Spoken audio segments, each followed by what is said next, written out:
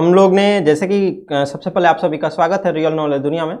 और हम लोग बात कर रहे थे, पिछले जो वीडियो है उसमें हम लोग बात किए थे प्रीएम्बल्स की और बेरूबेरी जो यूनियन केस था, बेरूबेरी यूनियन केस, उसके बारे में बात किए थे। तो बेरूबेरी यूनियन केस को ये फिर से एक बार समझ लेते हैं। तो क्या हुआ था बेरूबेरी यूनियन केस में कि आपको हमारा जब बॉर्डर का बंटवारा हो रहा था भारत में, तो उस समय दे दिया गया था किसको बांटने के लिए, रेड क्लिफ को। हालांकि बेरूबेरी यूनियन केस को हम लोग अलग से केस स्टडी में देखेंगे, बट यहाँ पर हम लोग ने प्रीएम्बल जब पढ़ रहा था तो उसमें हम लोग ने देख लिया था।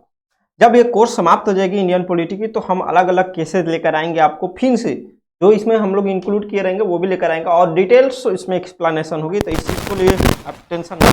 हम लोग बेरूबेरी यूनियन केस कहते थे कि उसमें सुप्रीम कोर्ट ने बोल दिया गया कि preamble is not the part of our constitution. इसके बाद क्या हुआ था कि केशवानंदन भारती केस और LIC जो केस था उसमें सुप्रीम कोर्ट ने ये चीज़ इसको चेंज कर दिया, इस स्टैंड को कि नहीं preamble is a part of our constitution. तो ये सुप्रीम कोर्ट भी थोड़ा सा जब जैसा तब तैसा देख लिया, ठीक है। तो वो हम लोग बाद में डिस्कस करेंगे कि उसमें क्या चीज़ें हैं क्या नहीं है, ठीक है। तो अब चलते हैं अपना, हम लोग नेक्स्ट जो हमारा सेशन है वो अब हम लोग प्रीएम्बल के बाद जैसे ही उड़ाते हैं अपना कॉन्स्टिट्यूशन, तो पार्ट 1 से शुरू होता है, ठीक है। हमने बताया था कि टोटल 22 पार्ट है, काउंटिंग में नंबरिंग में 25 है। तो उसमें का पार्ट जो 1 है वो हम लोग शुरू कर रहे हैं अब। तो देखिए पार्ट 1 जो है वो किसका जिक्र करता है, कॉन्स्टिट्यूशन में जिक्र है इसका union and territories. Union and territories का पार्ट नंबर 1 में जिक्र है और ये आर्टिकल 1 to 4 में इसके अंतर्गत आर्टिकल 1 to 4 आते हैं। आर्टिकल 1 to 4 में बारी बारी से सभी आर्टिकल्स को आज हम लोग देखेंगे। वैसे भी रामनवमी है आज, तो आप सभी को रामनवमी की हार्दिक बधाई है। चलते हैं नेक्स्ट, ठीक है। हालांकि हम आज क्लास नहीं रखने वाले थे, लेकिन फिर भी मैंने सोचा कि नहीं, पढ़ाई के लिए कोई दिन नहीं होता है, कोई पर्व नहीं होता है, कर्म ही हमारा पूजा है, तो फिर यहाँ पर हम लोग अपना कर्म करना है। तो सबसे पहला जो आर्टिकल्स है उसमें जिक्र है name and territories of union. हमको उम्मीद है कि आपको स्क्रीन पर सारा चीज दिख रहा होगा। Name and territory of union, नाम और जो यूनियन के टेरिटोरीज है उसके बारे में आर्टिकल नंबर 1 में जिक्र है। अब थोड़ा सा डिटेल्स में हम आते हैं तो उसको देखते हैं कि क्या क्या इसमें जिक्र है। ये सारी चीजें जो मैं बताऊंगा वो आर्टिकल 1, आर्टिकल 2 और आर्टिकल 3 और आर्टिकल 4 जो कि पार्ट नंबर 1 में आता है, यूनियन एंड टेरिटोरी। पहला नंबर की आपको यहाँ से याद कर लेना है कि टोटल 25 पार्ट है, जिसमें 22 नंबरिंग में है और काउंटिंग में आप देखेंगे तो आपको आ जाएंगे 25, ठीक है। पार्ट नंबर जो 1 है उसमें डिस्कशन है यूनियन एंड टेरिटोरीज के, और पार्ट नंबर 1 में 4 आर्टिकल आते हैं, 1 2 3 4। Article number 1 2 3 4। अब 1 में क्या डिस्कशन है, 2 में क्या है, 3 में क्या है, 4 में क्या है, इसको हम लोग बारी बारी से देखेंगे। इसी तरह सभी पार्ट को देखते जाएंगे तो सभी आर्टिकल्स भी हमारे कवर हो जाएंगे उसके साथ ही, ठीक है। तो शुरू करते हैं। देखिए जो भारत है, इंडिया जो है, ठीक है, वो यूनियंस ऑफ स्टेट होगा, ना कि federation of state. Unions of state का मतलब क्या होता है कि देखिए यूनियंस ऑफ स्टेट और फेडरेशन ऑफ स्टेट में थोड़ा सा अंतर हम लोग समझ लेते हैं। यूएसए का एग्जांपल लेते हैं तो यूएसए जो है फेडरेशन ऑफ स्टेट है, यानी कि बहुत सारे स्टेट्स से मिलकर यूएसए बना हुआ है, ठीक है। बहुत सारे स्टेट्स से मिलकर यूएसए बना हुआ है और एक संधि के तहत बना हुआ है। जब ये चाहें तब अलग हो सकते हैं, जब इनको लगेगा तब अलग हो सकते हैं, इनके पास पावर है, ठीक है। लेकिन ये है federation of state, federation of state, ठीक है।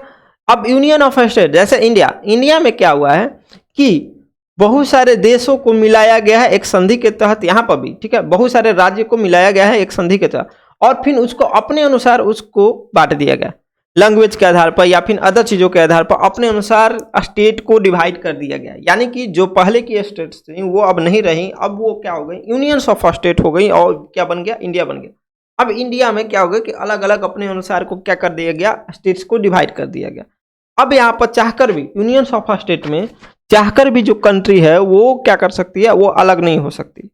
अब लेकिन फेडरेशन ऑफ स्टेट में चाहकर भी, वो ना चाहते हुए भी अगर मन उन लोग का करेगा तो वो लोग अलग हो सकते हैं। यूनियंस ऑफ स्टेट में सिर्फ यूनियन गवर्नमेंट के पास ये ताकत है कि वो अलग कर दे, ठीक है, किसी भी स्टेट को या किसी भी टेरिटोरीज को। ऐसा नहीं है कि वहां का स्टेट गवर्नमेंट चाहे तो अलग होता है, ऐसा नहीं है, ठीक है। अब समझते हैं states and territories specified in first schedule. अब देखिए पार्ट हम लोग पढ़ रहे हैं, लेकिन जो हमारा फर्स्ट शेड्यूल है उसमें स्टेट्स, राज्य और टेरिटोरीज दोनों स्पेसिफाइड है।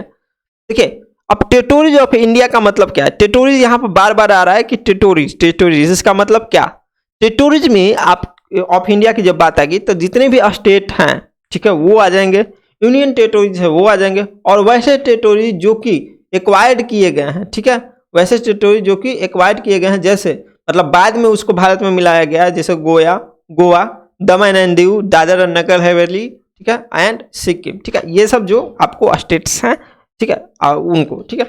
तो सिंपल सी बात समझ में आएगी। अगर टेरिटोरीज की बात आ गई तो वहां पर समझ, यूनियन की बात आ रही तो वो थोड़ा सा हो जाएगा एक सीमित एरिया, ठीक है। यूनियन का मतलब कि जो हमारे देश में बने हुए हैं, ठीक है, और टेरिटोरीज की बात हो कि जो बाद में भी आए हैं वो भी उसको ले लिया जाएगा, ठीक है।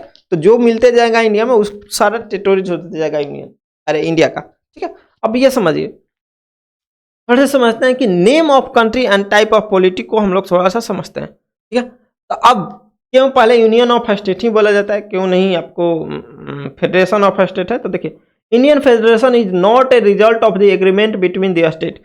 एक जो इंडियन फेडरेशन है वो एग्रीमेंट से, जैसे स्टेट कोई एग्रीमेंट के जरिए इंडिया में नहीं बना हुआ है, ठीक है। इंडिया जो है स्टेट्स की वजह से नहीं, स्टेट्स मिलकर इंडिया को नहीं बनाया है, बल्कि इंडिया ने स्टेट्स को बनाया। बात समझ में आ रही है? मतलब कि इंडिया में पहले मिल गए, उसके अनुसार इंडिया ने अपने अनुसार क्या किए, स्टेट्स को विभाजन कर दिए। जैसे बिहार से झारखंड निकला तो इंडिया अपने अनुसार किया, ठीक है। तो ये जो चीजें हैं वो क्या हुई हैं कि इंडिया जो है न कि फेडरेशन ऑफ स्टेट है बल्कि यूनियन ऑफ स्टेट है। इंडिया ने कोई एग्रीमेंट के जरिए स्टेट को नहीं लाया, बल्कि इंडिया में स्टेट जो भी मिले उसके अनुसार फिर नए सिरे से स्टेट्स को क्या किया गया, डिवाइड किया गया। जो भी टेरिटोरीज मिले इंडिया में उसको नए सिरे से क्या किया गया, विभाजित किया गया। इसका मतलब ये हुआ कि कोई भी स्टेट जो है वो चाहकर भी इंडिया से अलग नहीं हो सकता है, ठीक है। और जो यूनियन हुआ है वो इनडिस्ट्रक्टिबल है, मतलब इसको तोड़ा नहीं जा सकता है, ठीक है। But state are like formation of Telangana, तो स्टेट्स जो हैं उसको फॉर्मेशन किया जा सकता है, ठीक है। देखिए, इसका मतलब ये है कि इंडिया का कोई भी टेरिटोरीज बाहर किसी दूसरे देश को नहीं दिया जा सकता है, ठीक है। इनडिस्ट्रक्टिबल है, कोई अलग नहीं हो सकता है, विभाजित नहीं हो सकता है, ऑटोमेटिक नहीं हो सकता है, ठीक है, इंडिया से अलग। जैसे बिहार से कोई राज्य निकाल के बोल दिए कि नहीं नेपाल में हम मिलेंगे, तो ऐसा नहीं हो सकता। बट बिहार को दो पार्ट में इंडिया में है इंटरनल स्टेट बना दिया जा सकता है, जैसे झारखंड बना। आगे चलते हैं। तो मैंने यहाँ पर इसको मैंने पहले ही डिस्क्राइब कर दिया है कि टेरिटोरीज ऑफ इंडिया क्यों यूज होता है, क्यों नहीं यूनियन ऑफ इंडिया यूज होता है, ठीक है। तो मैंने बताया कि टेरिटोरीज जब बात आती है तो एक थोड़ा सा वाइडर एरिया को ये कवर करता है, ठीक है। यूनियन से थोड़ा सा वाइडर एरिया, इसका मतलब कि वैसे भी जो कि बाहर से आई हैं, बाहर से स्टेट आई हैं, तो इसलिए टेरिटोरीज ऑफ इंडिया यूज किया जाता है, टेरिटोरी ऑफ इंडिया। अब आर्टिकल 1 में हमने देखा कि यूनियन एंड इस टेरिटोरीज के बारे में बात है, जिसमें ये बात है कि name and union territory of union की बात है, ठीक है, आर्टिकल नंबर 1 में। जैसे ही आर्टिकल नंबर 2 में आते हैं तो नए एडमिशन, ठीक है, एडमिशन और इस्टेब्लिशमेंट ऑफ न्यू स्टेट, यानी कि नए स्टेट को जोड़ना या फिर नए स्टेट को अपने देश के अंदर लाना, ये पार्लियामेंट के हाथ में पावर है, ठीक है। मतलब बाहर से, इसका मतलब ये हुआ कि parliament can admit any reason from outside, बाहर से किसी भी जगह से किसी भी नए स्टेट को क्या कर सकती है, इंडिया मिला सकती है, या फिर उसको न्यू स्टेट बनाकर इस्टेब्लिश कर सकते हैं, ठीक है। समझ में आ रहा है बात?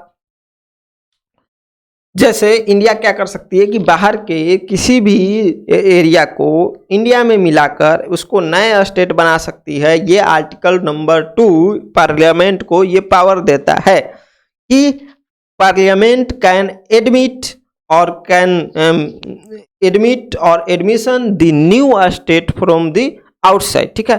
तो आउटसाइड से कोई भी नए स्टेट को इंडिया में मिलाया जा सकता है और उसको एक नया स्टेट बनाया जा सकता है, ठीक है। तो जैसे सिक्किम जो है 1975 में इंडिया में मिला, पहले ये इंडिया का पार्ट नहीं था, Sikkim is not a part of India. Sikkim पहले इंडिपेंडेंट था 1975 से पहले, लेकिन बाद में 1975 में सिक्किम जो है इंडिया से मिला, और इंडिया से मिलने के बाद सिक्किम को एक नया स्टेट के रूप में यहाँ पर बना दिया गया। तो आप यहाँ पर देख सकते हैं, ये आर्टिकल नंबर 2 के जरिए आपको पार्लियामेंट को पावर मिलती है इस चीज़ का, ठीक है। In this the adjustments should be external adjustment, मतलब इसमें जो भी एडजस्टमेंट होंगे वो एक्सटर्नल, यानी कि बाहर से, मैंने अभी ना आपको बताया, ठीक है। अब यूनियन टेरिटोरी जो भी जितने भी होते हैं, पहले स्टेट तो होते हैं तो वो अपने स्टेट गवर्नमेंट होते हैं और सेंटर के द्वारा भी मैनेज होते हैं, लेकिन union territories only central government के द्वारा मैनेज होती है, ठीक है। अब article number 3 authorises the parliament, मतलब पार्लियामेंट को ऑथोराइज करने की इसमें पावर देता है, यानी कि इंटरनल एडजस्टमेंट। यानी कि इंटरनल एडजस्टमेंट का मतलब कि ये हुआ कि अंदरूनी मामलों में, जैसे कि कोई क्या क्या अंदरूनी मामलों में ऑथोराइज करती है पार्लियामेंट को, ठीक है, ये आर्टिकल नंबर 3। तो पहला नंबर कि कोई भी नया स्टेट बनाया जा सकता है, लेकिन जैसे इंटरनल एरिया में, नॉट एक्सटर्नल की यहाँ पर बात हो रही है। यहाँ पर आर्टिकल नंबर देखिए, एक्सटर्नल जो भी बात हो रही है, नए स्टेट को एडमिट करना अपने देश में और उसको नया स्टेट बनाना, ठीक है, वो बात हो रही है, वो आर्टिकल नंबर 2 में है। जो इंटरनल चीज़ों की बात होगी, इंटरनल स्टेट्स की बात होगी, चाहे उसके नाम में चेंज करना हो, चाहे फिर एरिया में डिक्रीज करना हो, ठीक है, या फिर इंक्रीज करना हो, या फिर बाउंड्री खींचना हो, या फिर कुछ नाम रखना हो, चेंज करना हो, या फिर नया स्टेट का फॉर्मेशन करना हो, तो ये सब जो है आर्टिकल नंबर 3 में आपको आते हैं। तो आर्टिकल नंबर 3 में क्या से आते हैं, फिर एक बार हम लोग रीडिंग लगा लेते हैं। तो फॉर्मेशन ऑफ न्यू स्टेट, यानी कि न्यू स्टेट बना सकती है, यानी कि जैसे मान लीजिए कि इंटरनल तेलंगाना आंध्र प्रदेश से अलग हुआ, बिहार से झारखंड अलग हुआ, तो ये अपने देश में ही नया नया स्टेट फॉर्मेशन किया जा सकता है अपने सहूलियत के हिसाब से, मैनेज करने के हिसाब से, ठीक है। एरिया को इंक्रीज किया जा सकता है या फिर एरिया को डिक्रीज किया जा सकता है किसी स्टेट को। यहाँ पर ध्यान रखिएगा, यहाँ पर जो भी चीज़ बात हो रही है भारत के अंदर की स्टेट्स की बात हो रही है, न कि बाहर की, एक्सटर्नल की। एक्सटर्नल की जो भी डिस्कशन होगी वो आप आर्टिकल नंबर 2 में होगी। देखिए आर्टिकल नंबर 2 की एक और खास बात बता देते हैं, यहाँ पर सिर्फ बाहर के एरिया को मिलाने की बात हो रही है, न कि इंडिया से कोई भी एरिया को, मतलब किसी दूसरे देश को। जैसे पाकिस्तान में बेरूबेरी यूनियन केस में क्या हुआ था कि कुछ पार्ट को दे दिया गया था, ठीक है। अब वहाँ पर क्या थी कि चीज़ों को दूसरे देश में देने की बात हो गई थी, अपने स्टेट्स के चीज़ों को दूसरे देश में देने की बात हो गई थी। जस्ट लाइक इसमें आर्टिकल नंबर 2 में ओनली एडमिट है, नॉट डिस्ट्रक्ट, ठीक है। भारत से अलग करने की नहीं बात हो रही है, वहाँ पर सिर्फ एडमिट करने की, नए स्टेट को एडमिट करने की बात हो रही है। और थर्ड नंबर में जो है इंटरनल डिवीजन बात हो रही है कि इंटरनल डिवीजन आप कर सकते हैं, नया स्टेट का फॉर्मेशन कर सकते हैं, या फिर एरिया को इंक्रीज कर सकते हैं, या किसी स्टेट के एरिया को डिक्रीज कर सकते हैं, या बाउंड्री खींच सकते हैं, या फिर बाउंड्री चेंज कर सकते हैं, ठीक है, या फिर नेम किसी स्टेट का चेंज कर सकते हैं, बदलाव कर सकते हैं। ये सब चीज़ें आपको आर्टिकल नंबर 3 में है। तो पहला नंबर, आर्टिकल नंबर फर्स्ट आपको ये देता है कि names and territory of union. Names and territory of union के बारे में बताता है कि भारत जो है वो क्या है, यूनियन ऑफ टेरिटोरीज है, ना कि फेडरल सिस्टम, ठीक है, फेडरेशन ऑफ स्टेट है, ठीक है। तो आर्टिकल नंबर 2 बताता है आपको कि जो हम लोग क्या कर सकते हैं कि बाहर के कोई भी स्टेट्स को अपने देश में मिला सकते हैं और उसको अपने देश का एक नया स्टेट बना सकते हैं, ठीक है। ये पार्लियामेंट को पावर देता है। आर्टिकल नंबर 3 क्या देता है, आर्टिकल नंबर 3 ये बताता है कि इंटरनल एडजस्टमेंट कर सकते हैं स्टेट्स का, जैसे कि हम लोग नया आपको स्टेट फॉर्म कर सकते हैं अपने देश में, अंदर में, ठीक है। एरिया बढ़ा सकते हैं किसी भी स्टेट को, या किसी भी स्टेट का एरिया डिक्रीज कर सकते हैं, या फिर बाउंड्री हम लोग बढ़ा घटा सकते हैं, या फिर नेम चेंज कर सकते हैं। तो ये सारी चीज़ें आपको आर्टिकल नंबर 3 में है, ठीक है। इसके बाद इसका प्रोसेस क्या होगा ये भी देख सकते हो। सबसे पहले इस चीज़ को करने के लिए अगर हम लोग ये चीज़ करना चाहें, जैसे कि कोई नया स्टेट का फॉर्मेशन करना है, या एरिया इंक्रीज करना है, डिक्रीज करना है, तो ये सब सारी चीज़ों के लिए क्या, तो पहला नंबर के प्रेसिडेंट से अप्रूवल लेना होता है। सबसे पहला काम होता है प्रेसिडेंट से अप्रूवल लेना। इसके बाद स्टेट जो लेजिस्लेचर होता है उससे एडवाइस लेना होता है with in a specific time. लेकिन ऐसा नहीं है कि जो स्टेट लेजिस्लेचर, मतलब वहाँ पर जो वहाँ से आपको एडवाइस देंगे, अगर वो देते हैं कि नहीं, मान लीजिए कि नेम चेंज करना है, अगर देते हैं कि नहीं नेम चेंज करना चाहिए, या मान लीजिए कि ऐसा भी होता है कि नया स्टेट का फॉर्मेशन करना है तो प्रेसिडेंट से अप्रूवल ले लिया गया, तो ऐसा स्टेट जो लेजिस्लेचर है वो कहते हैं कि नहीं हम लोग को नहीं करना, तो भी उनका प्रेसिडेंट पर उनका एडवाइस बाउंड नहीं होगा। जो भी स्टेट लेजिस्लेचर होंगे उनका एडवाइस प्रेसिडेंट पर बाउंड नहीं होगा। प्रेसिडेंट उसको क्या कर सकता है, अप्रूवल कर सकता है, ठीक है। तो सबसे पहले प्रायर अप्रूवल प्रेसिडेंट से लेना होता है, इसके बाद आपको एडवाइस लेना होता है। अगर एडवाइस हाँ या ना है तो उससे मतलब नहीं है, बस एक एडवाइस लेना होता है, वो बाउंड नहीं होगा प्रेसिडेंट के लिए, ठीक है। अगर स्टेट कहे नो, तब पर भी पार्लियामेंट लॉ को पास कर सकती है, चेंज कर सकती है और उसमें बदलाव कर सकती है, ये एक सिंपल मेजोरिटी से। अब यहाँ पर बात आती है सिंपल मेजोरिटी क्या होता है। सिंपल मेजोरिटी हम आपको थोड़ा ही देर में बताएंगे, क्योंकि अगले क्लास जो होगा हमारा वो मेजोरिटी का एक अगले क्लास जो होगा वो थोड़ा सा यूनियंस ऑफ स्टेट किस तरह से बना उसका हम लोग हिस्ट्री पढ़ेंगे। उसके बाद हम लोग मेजोरिटी का जो क्लास लेंगे वो अलग से लेंगे। हालांकि आपको हम बता देते हैं सिंपल मेजोरिटी, जिस दिन में आपको वोटिंग होनी है उस दिन, मान लीजिए कि हमारा टोटल सीट्स है 545, ठीक है, पार्लियामेंट में, ठीक है। और उस दिन 20 लोग अब्सेंट हुए, तो मान लीजिए कि टोटल 20 लोग या 25 लोग अब्सेंट, और मतलब टोटल 520 मान लीजिए परसेंट, तो सिंपल मेजोरिटी क्या हो जाएगा बाई 2, ठीक है, बाई 2 इतना मतलब पक्ष में आना चाहिए, ठीक है, ऐसा समझिए सिंपल मेजोरिटी ये होता है। बाकी मेजोरिटी भी कई प्रकार के होते हैं, एब्सोल्यूट मेजोरिटी हम लोग देखेंगे वो सब क्या क्या होती है, तो अगले लेक्चर्स के लिए वेट कीजिए। अगर हमारे चैनल को आपने सब्सक्राइब नहीं किया है तो जरूर कर लें, ताकि आपको आने वाली सारी वीडियोज आपको मिल पाए, ठीक है। अब अगला जो है यही प्रोसेस अप्लाई होगा यूनियन टेरिटोरीज के लिए भी, लेकिन वहां पर कोई भी लेजिस्लेशन से आपको क्या यूनियन टेरिटोरीज में कोई लेजिस्लेशन है भी नहीं किया है, तो फिर आप कहाँ से एडवाइस लीजिएगा, ठीक है। सिंपल सा चीज़ है कि अगर कोई स्टेट में बात करनी है तो सबसे पहले प्रायर अप्रूवल प्रेसिडेंट का लेना होता है, इसके बाद सलाह लेनी होती है स्टेट लेजिस्लेचर से। अगर यूनियन टेरिटोरीज है तो फिर वहाँ पर ये लेजिस्लेचर से कोई भी सलाह लेने की बात नहीं है। इसके बाद पार्लियामेंट क्या कर सकती है कि लॉ को चेंज करके पास कर सकती है, ठीक है, उस जो भी चेंज करनी है उसको सिंपल मेजोरिटी से पास करके चेंज कर सकती है। अब सिंपल सी बात है कि यहाँ पर अगर स्टेट नो भी कहता है तब पर भी उसकी बात प्रेसिडेंट पर जो होगी अप्लाइड नहीं होगी, बाउंड नहीं होगी प्रेसिडेंट के लिए, ठीक है। चलिए यहाँ तक आपको समझ में आया होगा कि जो आपको चेंजेज करनी है, इंटरनल एडजस्टमेंट करनी है, उसमें कैसे प्रोसेस है उसका, ठीक है। अब आर्टिकल नंबर हम लोग 4 की बात करते हैं। देखिए पहला नंबर आर्टिकल नंबर 4 बताता है कि आर्टिकल नंबर जो 2 और 3 है, ठीक है, will not consider amendment to the constitution under 368 special majority. यहाँ पर हम लोग स्पेशल मेजोरिटी, मैं बार बार बोल रहा हूँ कि मेजोरिटी का एक अलग से हम लोग क्लास लेंगे, इसके बाद आपको यहाँ पर सारी चीजें समझ में आने लगेगी, ठीक है। देखिए अब यहाँ पर अगर इसमें देखिए आर्टिकल नंबर 4 में क्या है कि आर्टिकल 2 और 3 will not consider amendment to the constitution under 3। देखिए अंडर 368 में क्या है कि अमेंडमेंट का प्रावधान है, ठीक है, कि अगर हम लोग कोई चीज़ नहीं है तो उसमें हम लोग चेंज करके कोई चीज़ को लॉ को पास कर सकते हैं। लेकिन आर्टिकल 2 और 3 इसके अंतर्गत नहीं आता है, ठीक है, not consider amendment to the constitution under 368, यानी कि आर्टिकल 2 और 3 को हम लोग अमेंड नहीं कर सकते हैं 368 के आर्टिकल के जरिए, जो कि स्पेशल मेजोरिटी से होता है, ठीक है। ये बल्कि सिंपल मेजोरिटी से हम लोग क्या कर सकते हैं, आपको चेंजेस कर सकते हैं। जो आर्टिकल 2 और 3 है, ठीक है, उसको सिंपल मेजोरिटी से अतो किया जा सकता है, ठीक है। तो बात समझ में आ रहा है कि 368 में जो भी बदलाव हैं वो स्पेशल मेजोरिटी से हैं, बल्कि इसमें आर्टिकल 2 और 3 के लिए लागू नहीं होता है, और ये सिंपल मेजोरिटी से इसमें चेंजेस हम लोग कर सकते हैं। तो ये आर्टिकल नंबर आपके 4 में है।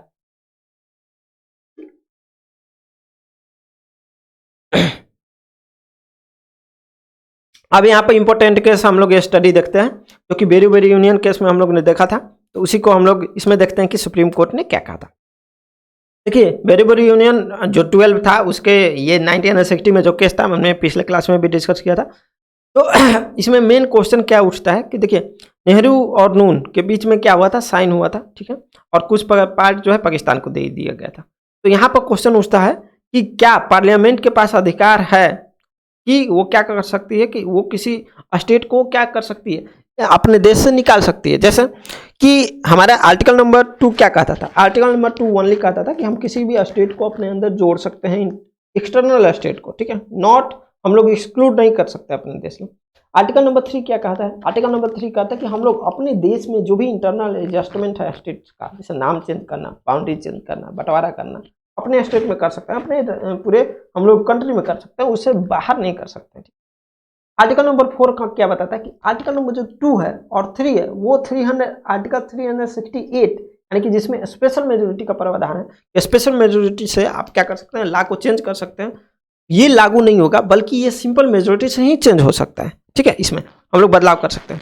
यानी कि अगर कोई हम लोग नाम, देखिए पहला नंबर कि यहाँ पर कोई भी अगर हम पार्लियामेंट में नया स्टेट, जैसे नया स्टेट का विभाजन करते हैं अपने देश में नया स्टेट, तो उसके लिए एक लॉ बनाना पड़ता है, आपको ध्यान होना चाहिए, और वो जो लॉ बनेगा वो सिंपल मेजोरिटी से बनेगा। या हम बाहर के देश को भी अपने अंदर जो जोड़ रहे हैं तो उसके लिए भी लॉ बनाना पड़ता है, लॉ बनाना मस्ट होता है, समझिए। तो उसके लिए भी आपको हमको क्या करना पड़ेगा, सिंपल सा अमेंडमेंट करना पड़ेगा, वो भी सिंपल मेजोरिटी से अमेंडमेंट करना होता है, ठीक है। लॉ बनाने का मतलब मैं बात कर रहा हूँ अमेंडमेंट करना। तो बात समझ में आ रहा है। चलिए, तो क्या ये पार्लियामेंट के पास पावर है कि वो स्टेट को दे सकती है दूसरे देश को, ये चीज अब ये सुप्रीम कोर्ट में गया तो समझिए इसके बारे में क्या सुप्रीम कोर्ट ने बात कही, ठीक है। Supreme court in this case said that it, देखिए पहला नंबर कि ये नेहरू और नून के बीच में थी, ठीक है, नेहरू और नून के बीच में।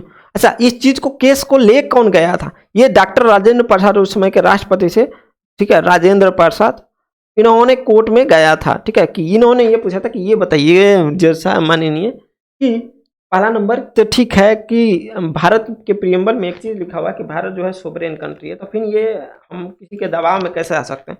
और दूसरा चीज कि हाँ, इसके जो ऑथोराइज हैं we the people of India, people of India है, यानी कि पीपुल ऑफ इंडिया जिस सरकार को चुन कर गई भेजी है, क्या वो सरकार उसी लोगों को दूसरे देश में दे सकती है। मतलब अगर बेरू बेरू जो यूनियन 12 था वो दूसरे देश में गया, पाकिस्तान में गया, तो वहाँ के लोग भी चले गए। तो वो ये चीज़ डॉक्टर राजेंद्र प्रसाद ने एक अहम सवाल पूछा कि जिस जो लोग हैं जो चुन के भेजे हैं, क्या हम उन्हीं लोगों को दूसरे देश में भेज सकते हैं, ठीक है। तो ये चीज़ था, उनको ही हम लोग दूसरे देश में बांट सकते हैं, इस तरह से चीज़ें था। तो वहाँ के हम लोग देखते हैं कि यहाँ पर सुप्रीम कोर्ट ने क्या जवाब देता है। सुप्रीम कोर्ट बोलता है कि सबसे पहला कि इसके लिए नॉट विच, हाँ, सुप्रीम कोर्ट बोलता है कि it can be done but not with simple majority. ये किया जा सकता है, मतलब कि दूसरे देश को दिया जा सकता है, लेकिन ये सिंपल मेजोरिटी से नहीं दिया जा सकता। क्यों नहीं सिंपल मेजोरिटी से दिया जा सकता है? क्योंकि अगर यहाँ पर सिंपल मेजोरिटी सिर्फ आर्टिकल 2 और 3 के लिए लागू होती है और आर्टिकल 2 और 3 में इसका जिक्र नहीं है कि हम किसी भी अपने पार्ट को दूसरे देश में दे सकते हैं, सिंपल सी बात है। तो ये सिंपल मेजोरिटी से नहीं किया जा सकता, ये किया जा सकता है आर्टिकल 368, जो कि स्पेशल मेजोरिटी उसमें चाहिए होता है, ठीक है।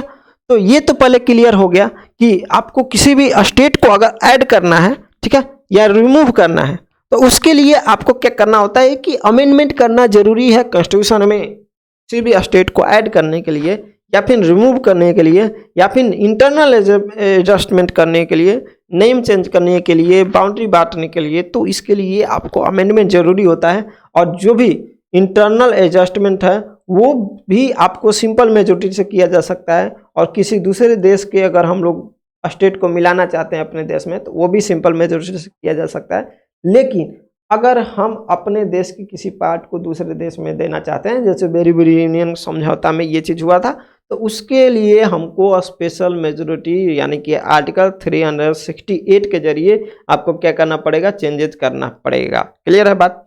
तो सिक्किम जो है ऐड किया गया था 36 कॉन्स्टिट्यूशन अमेंडमेंट 1975, जो कि सिंपल मेजोरिटी के द्वारा था, ठीक है। और also in 100 constitution amendment India gave some portion to Bangladesh, और इंडिया ने क्या कर दिया, 100 अमेंडमेंट के जरिए, कॉन्स्टिट्यूशन अमेंडमेंट के जरिए कुछ पोर्शन बांग्लादेश को दे दी।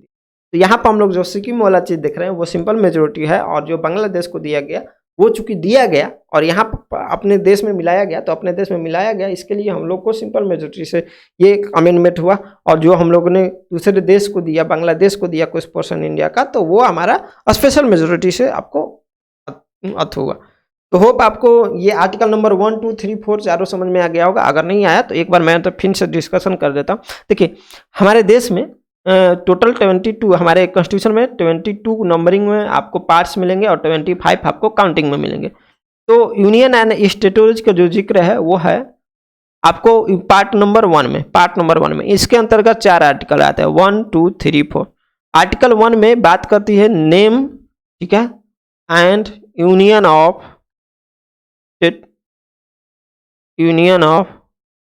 टेरिटरी, ठीक है, ये आर्टिकल 1 में। आर्टिकल 2 में क्या बात होती है कि हम लोग एडमिट कर सकते हैं, एडमिट